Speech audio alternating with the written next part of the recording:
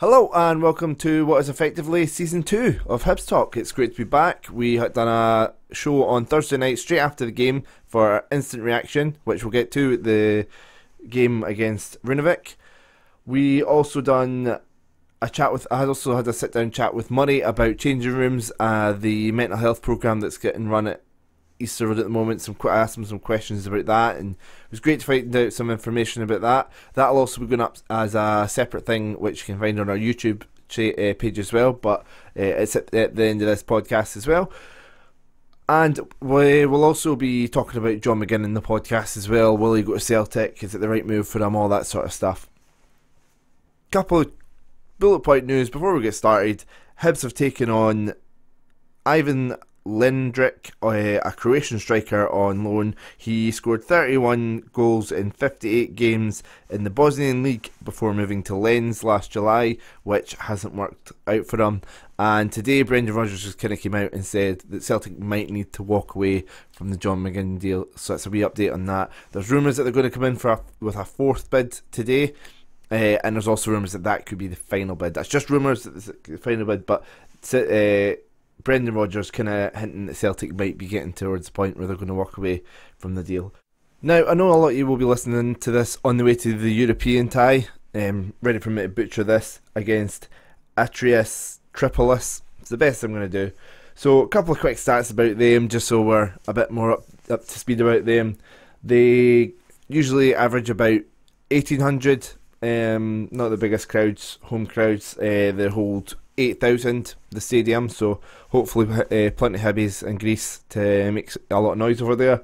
They came 5th last season in the Greek League, which has allowed them to get into Europe, and they've made it to the group stages twice before, so something we've not achieved. Their top goal scorer last season, and probably the main danger, is a striker called Manius, 12 goals last season, and he plays up the top in usually in a 4-2-3-1, the way they set up. So they've got quite a few Argentinian players in their team as well, so hopefully they play as well as Argentina did in the World Cup. Right, let's get on with the rest of the podcast then. It'll be going straight into reaction from the Runavic game, and then a bit about John McGinn, and then, like I say, finishing up with Murray talking about changing rooms. Enjoy the podcast, folks.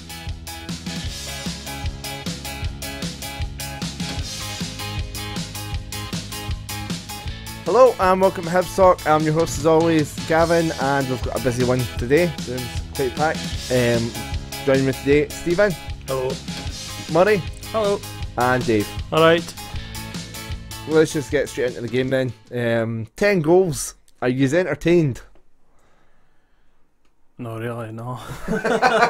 Prefer the Celtic highlights at half time. I think if you were a neutral, it would have been alright, but to get off to the start, that was an awful start. They would go off to, especially when I had a wee flutter on Hibs -3, so it did not go off to a good start. So what were you thinking when we're 2-0 down after, what was it? How soon we were 2-0 down? It was about first 5 minutes we were 2-0 down. Aye. How were you feeling at that point? Thought it was going to be 5-0.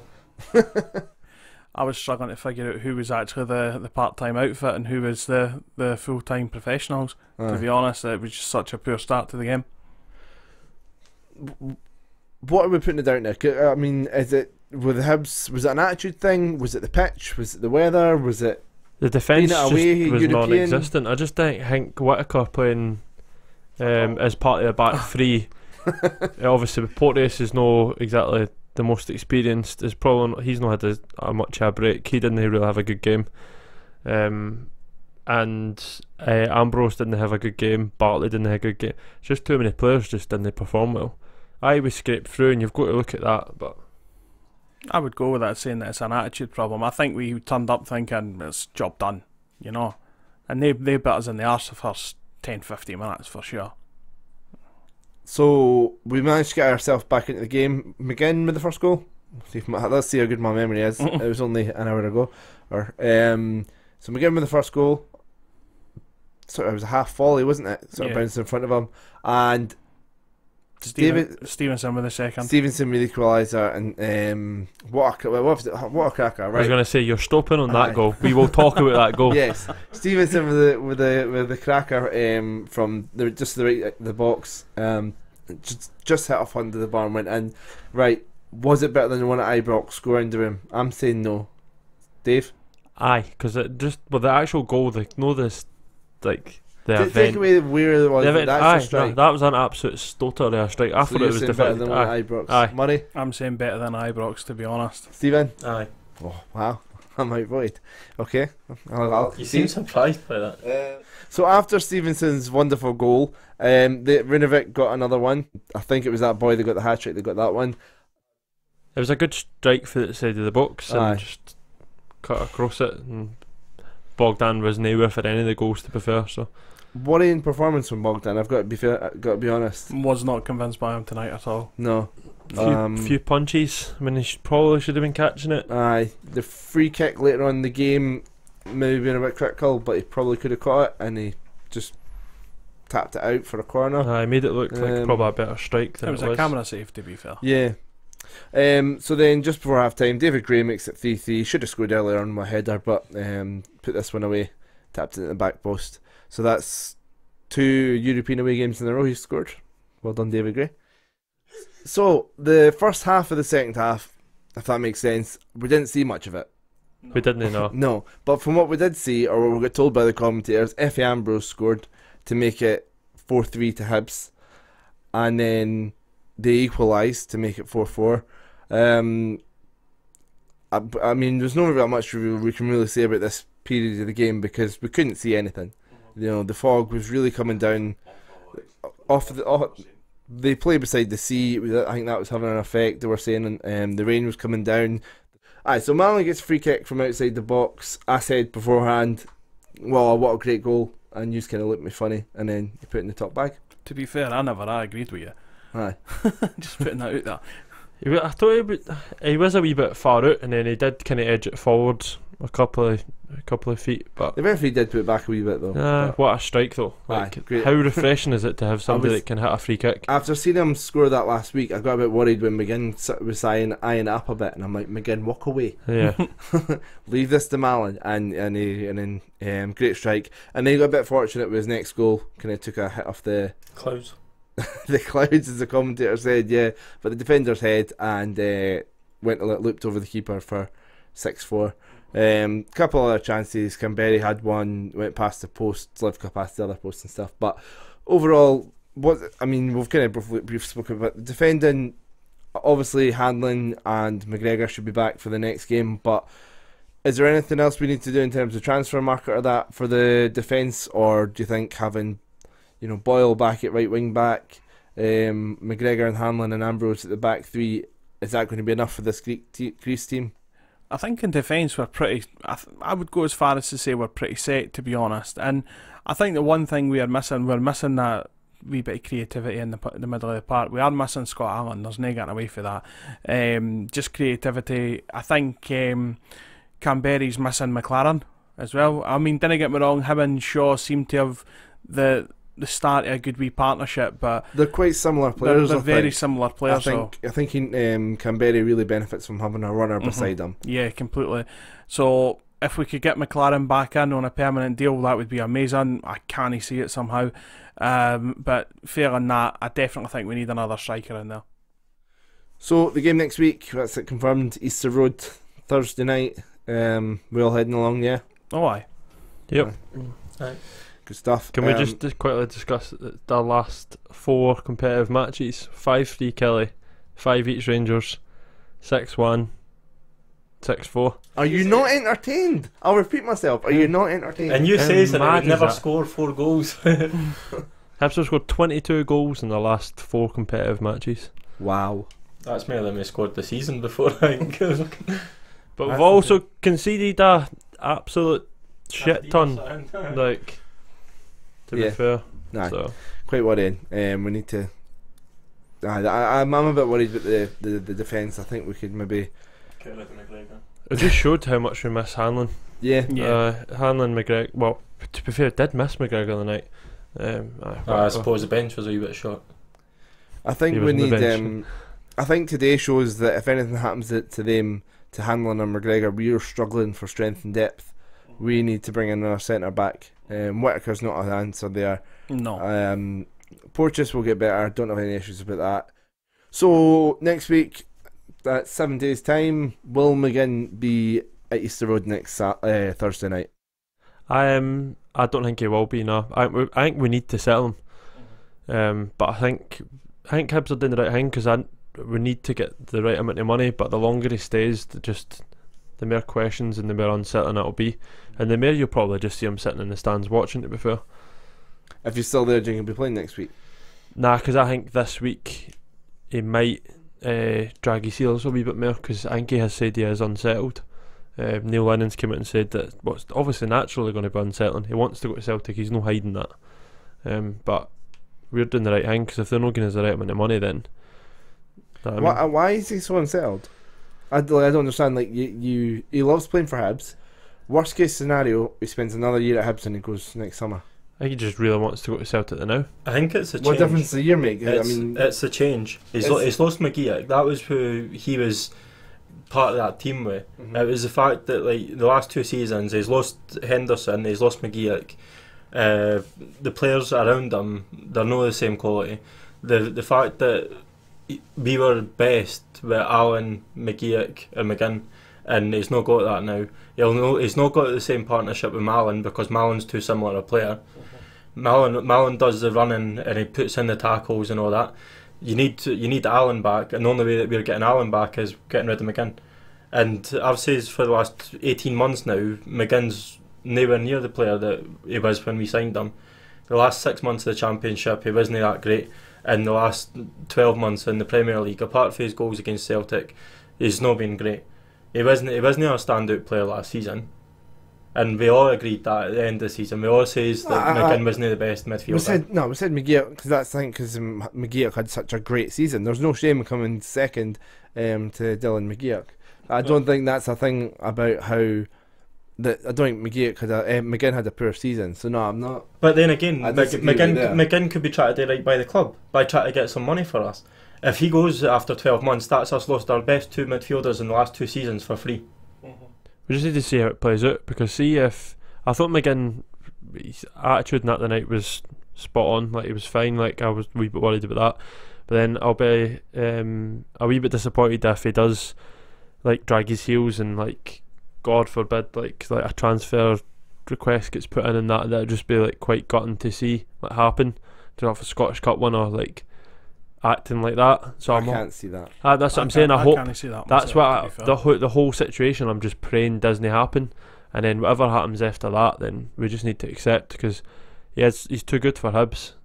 So he will go. You've seen better players than McGinn have the exact same attitude once they decide on something. You look at Mahrez last season in the Premier League. He says that he wanted to leave Leicester.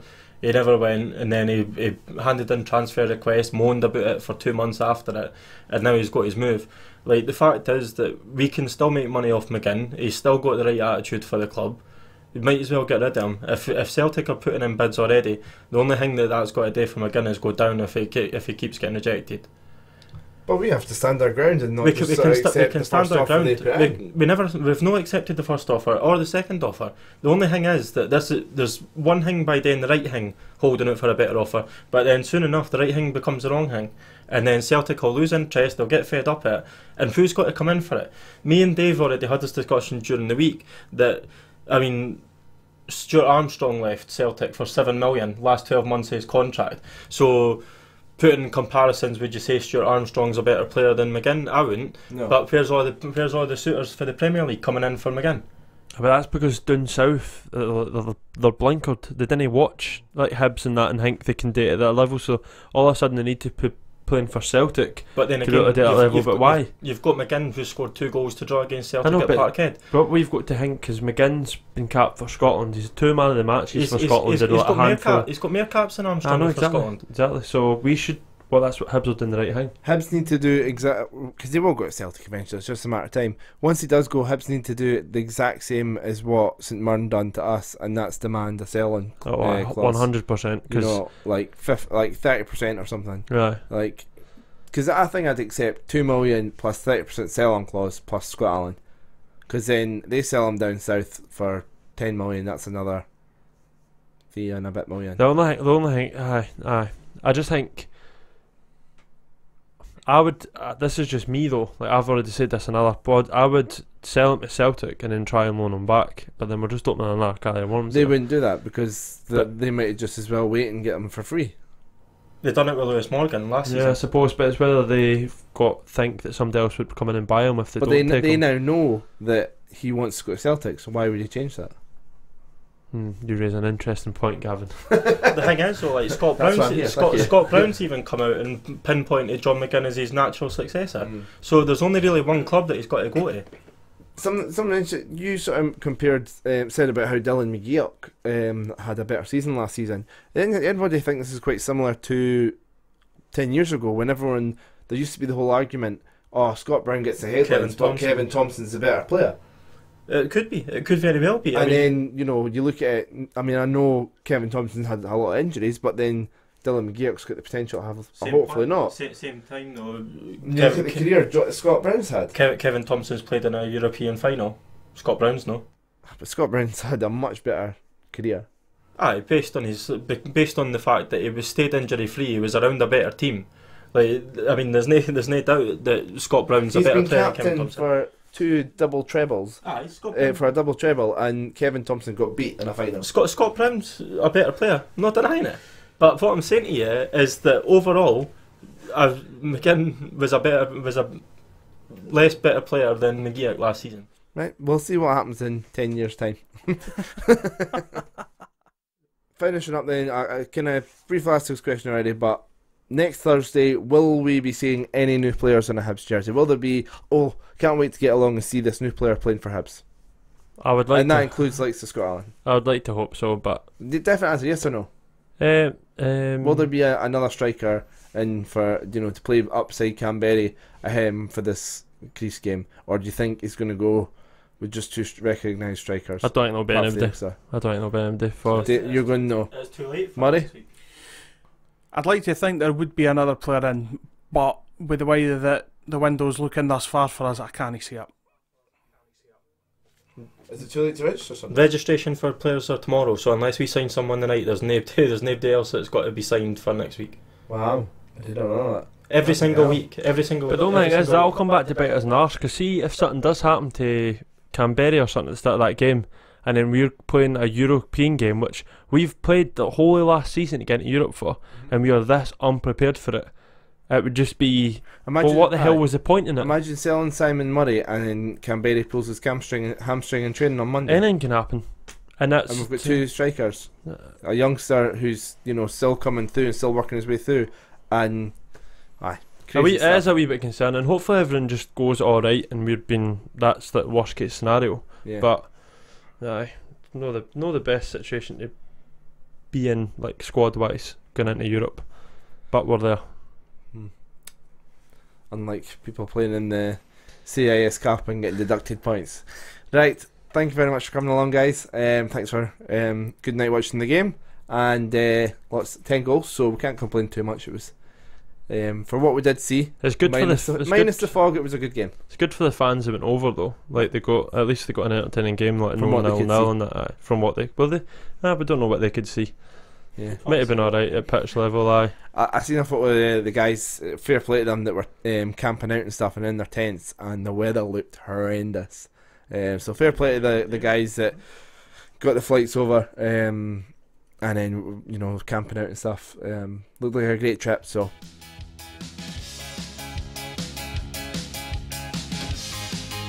So, Murray, we're going to have a chat about the changing rooms. I know you've been along to that a few times now. You've been very open, which is great to see. I think, we'll come on to the stigma in relations with mental health in a bit more, but there's obviously that big thing with stigma about men not being opening up enough about their feelings and talking enough. And I think it's great to see you using your channel. You're getting, 500, 600 views on your videos, and you're using your platform to be open about your mental health, and it's great to see. So do you want to talk about sort of your mental health at the moment? Well, first and foremost, I'm in a much better place than what I was when I made the 2 videos, because I've had a pretty rubbish couple of years, because I lost my dad 4 years ago to cancer, and short of time after that, I lost my granddad as well. My granddad unfortunately had dementia,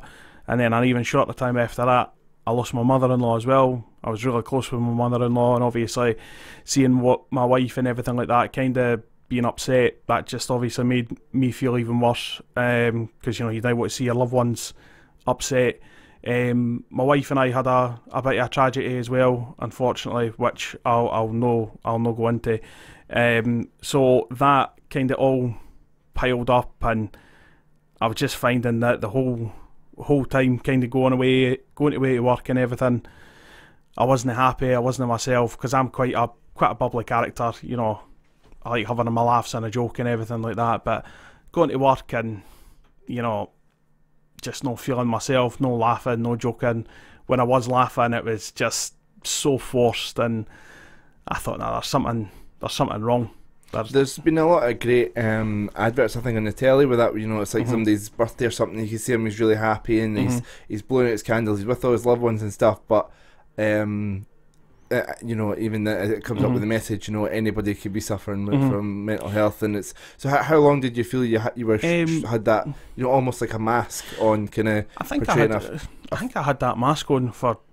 I'd go as far as to say I've had that mask on really since I lost my dad.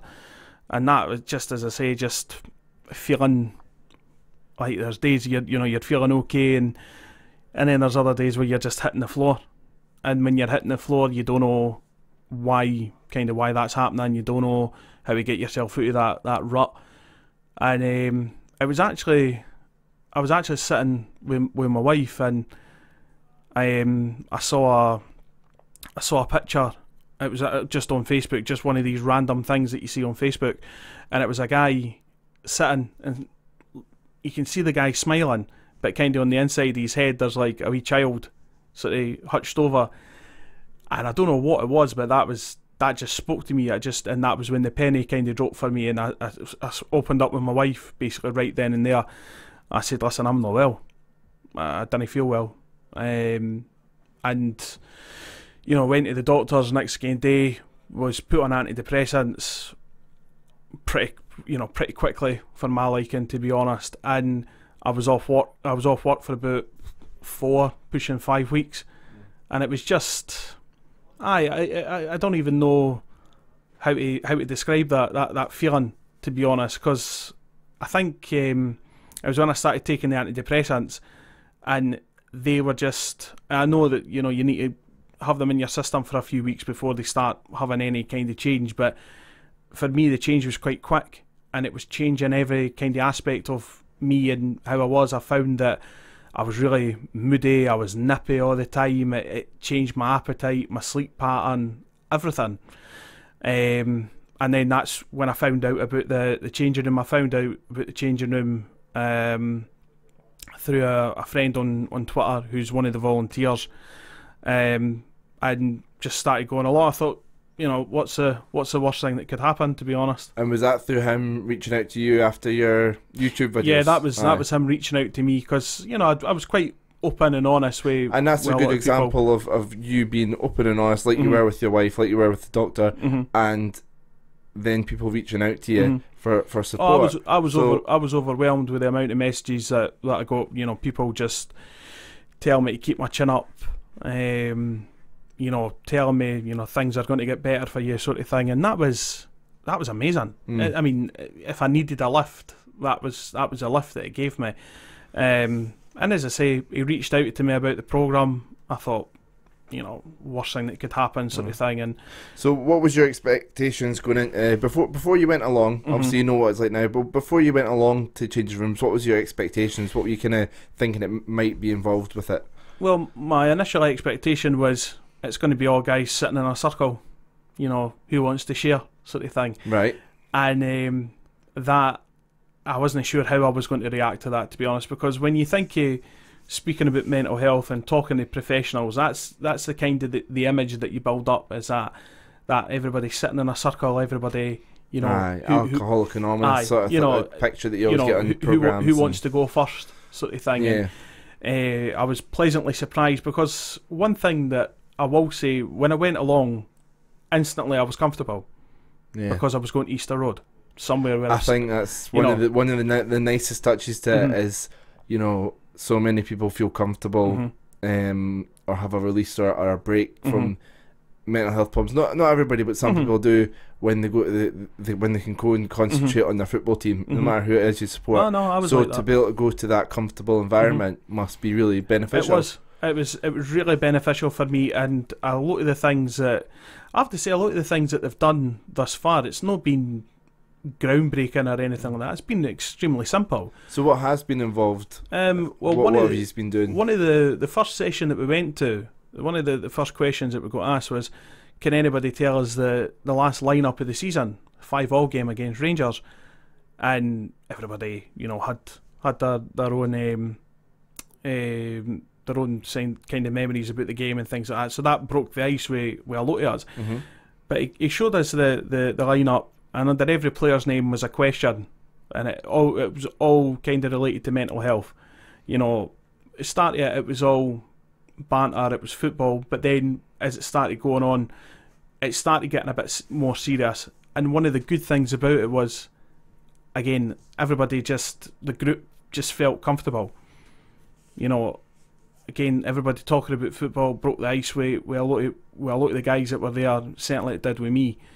And yeah, as I say, talking about some of the questions, and it was things like, who do you want to win the World Cup? Just something so simple.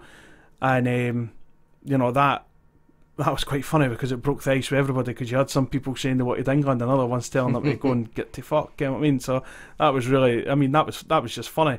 The banter we've had in the last couple of weeks it's been fantastic.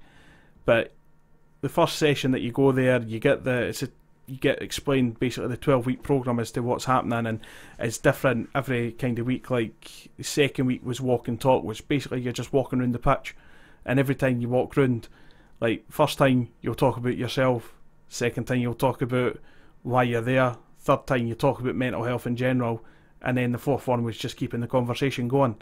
And again, it's something so simple, but the guy who I was walking beside, he was telling me some horror stories, horror stories of his life, and that was kind of I sat there and thought, well, you think you've got it bad, and then you meet somebody who's got it worse than what you do, and that was, I'm not going to say it didn't make me feel good knowing that the guy had been through some bad stuff, but it made me feel kind of better knowing that, do you know what, as bad as it is, there's somebody there who's got it worse, but then there's somebody there who's needing help as well. Yeah.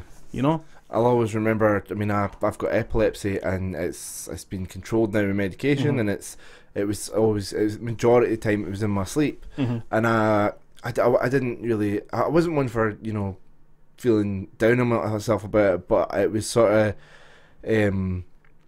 I didn't feel great about having it, obviously.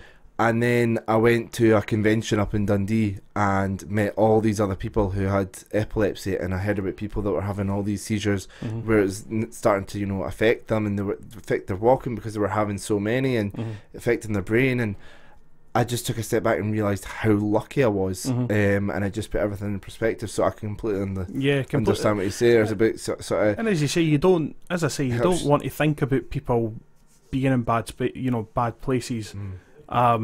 But I suppose kind of selfishly you're kind of grateful that it's no you that's in as bad a place, if you know what I mean. Maybe that just sounds incredibly selfish to me, but that's...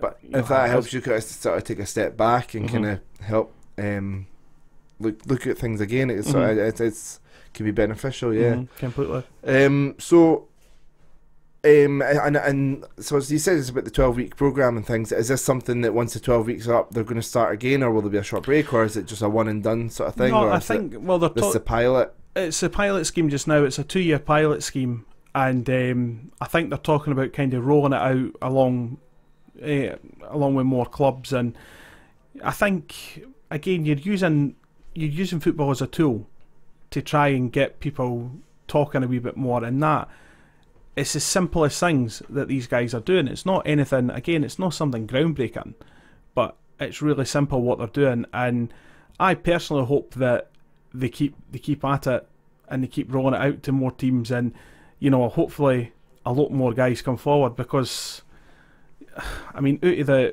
out of the people, out of the two, obviously the two genders, you know, you will get people there. You'll get guys who just don't want to talk about anything, and it's getting to these guys. Obviously, when the shit hits the fan, it is about kind of getting these guys to open up and just say, you know, it's all right not to be, you know, not to be okay. No one's expecting you to be big and strong all the time. You know, it's okay to be, you know, have a weak moment.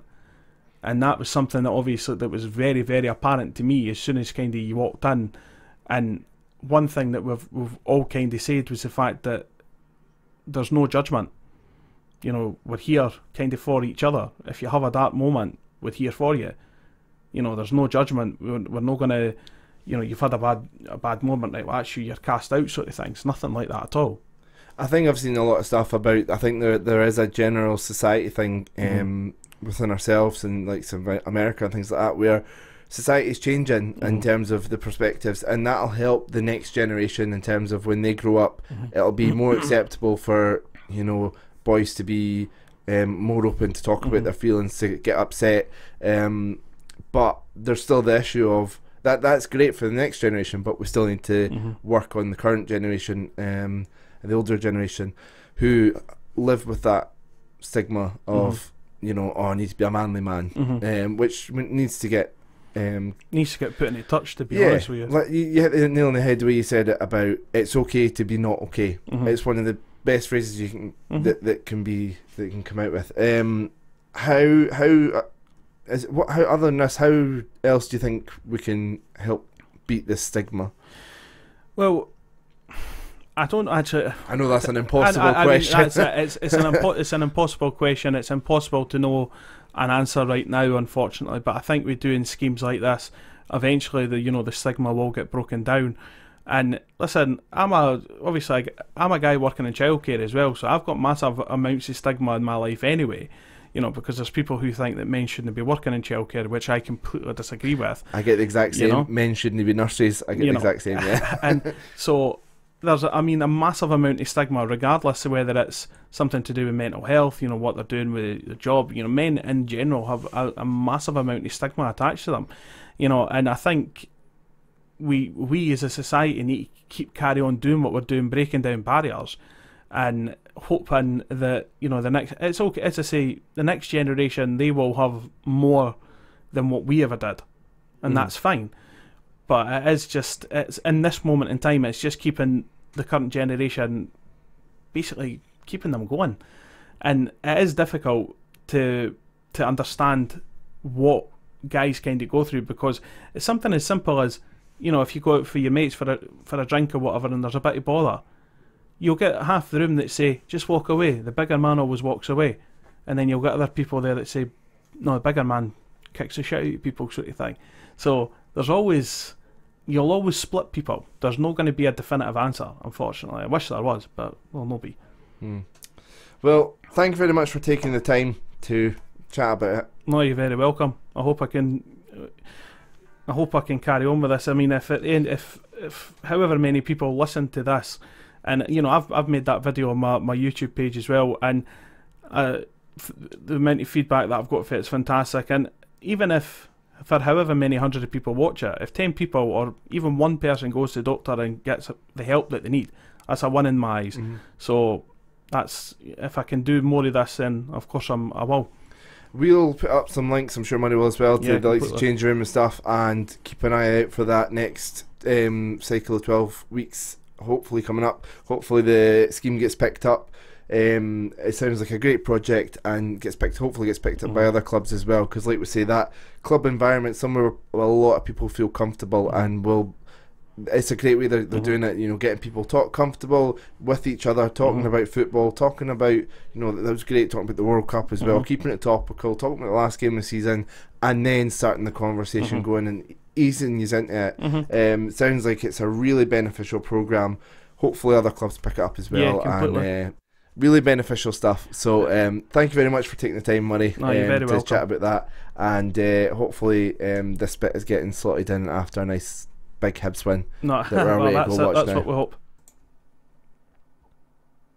I hope you all enjoyed that segment there with Murray, and the rest of the podcast as well. Really great to see Murray being so open and honest, and really fighting this thing head on, and using the benefits of, you know, his YouTube channel and stuff like that to get his message out there. And we're happy to have him on, and it's been great to have a sit down and have a chat with him. So yeah, head over to his channel, Murray Minter 75 on YouTube, if you want to check him out in there. Make sure you subscribe. Find us on YouTube as well. I just search Hibs Talk, and we're on all the social medias, Instagram, Snapchat, Facebook, Twitter. Just search at HFC Talk. Right, thanks again, folks. Cheers for listening, and we'll see you probably after the away leg of the Greek game. Thanks, folks.